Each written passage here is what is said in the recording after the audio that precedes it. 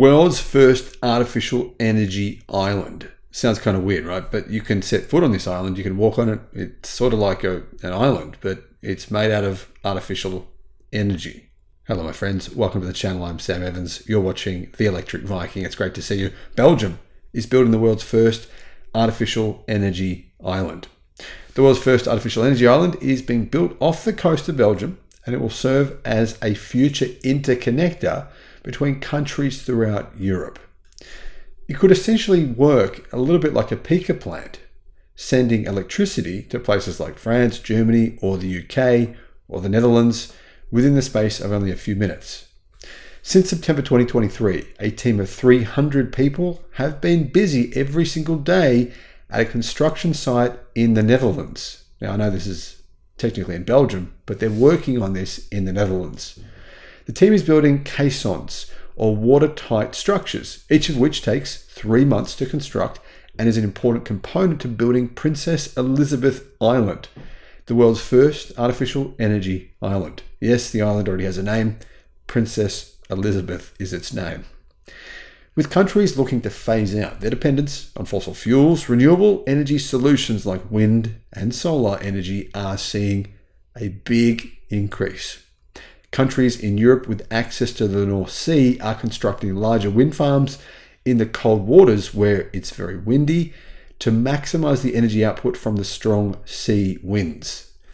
However, supporting infrastructure is also needed to direct the renewable energy produced into your house or into the homes in those cities as production capacity grows. Belgium plans to develop an artificial energy island close to the wind farms. So what is this Princess Elizabeth Island? What's it all about? Well, the Princess Elizabeth Island is part of the larger Princess Elizabeth Zone, an offshore renewable energy generation region located in the North Sea, where some of the world's biggest wind farms are located. The facility is 28 miles or 45 kilometers from the Belgian coast, so you can't see it from the coast. It is partly financed by the European Union's COVID-19 Recovery Fund, which awarded it a €100 million grant. The facility will serve as an energy grid at sea and sea high voltage energy in direct current, or HVDC, and alternating current, HVAC, delivered locally. The high voltage infrastructure on the island will combine these inputs to deliver energy to the Princess Elizabeth Zone. The facility will also serve as the prototype for building hybrid interconnectors in the future, handling energy exchanges between countries and connecting to new upcoming wind energy farms in the North Sea. To create the artificial energy islands, engineers will use an estimated 2.3 million cubic meters of sand. That's a lot of sand. And the caissons being built will form the outer walls of the island. So how are these things being built? Well, made of concrete, each caisson is 187 feet long, that's 57 meters, and 100 feet or 30 meters wide. They're also equally tall.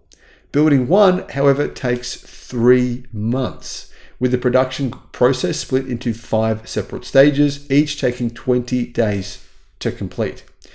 Interesting Engineering says that the most impressive of these stages is the slip forming process, which creates the caisson walls.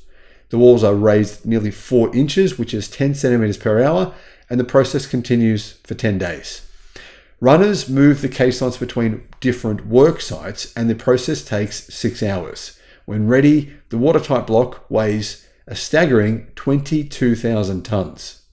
When a caisson is ready, a semi-submersible vessel transports it to the harbour to be placed in the water as temporary storage. Later in the summer, the caisson will be moved to its installation site in the North Sea, where construction of the largest energy island is expected to be completed by 2026.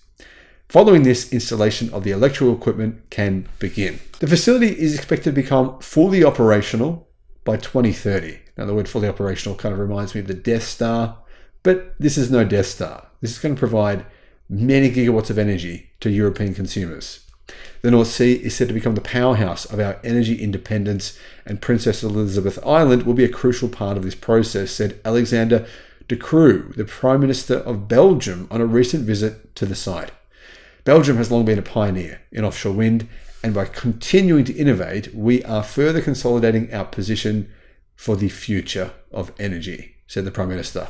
This gives our Belgian companies more opportunity to do groundbreaking work, both here and abroad, as well as guaranteeing sustainable, competitively priced energy for our citizens and businesses. And that's what this sort of thing does. I mean, the whole idea with renewable energy is that not only is it clean energy, but it reduces the cost of electricity. And almost everywhere, that is, where the grid is dominated by renewable energy, electricity is cheaper than nearby cities where it's not. So this should help bring down the price of electricity in Belgium and possibly even as well in nearby countries. Thanks for watching.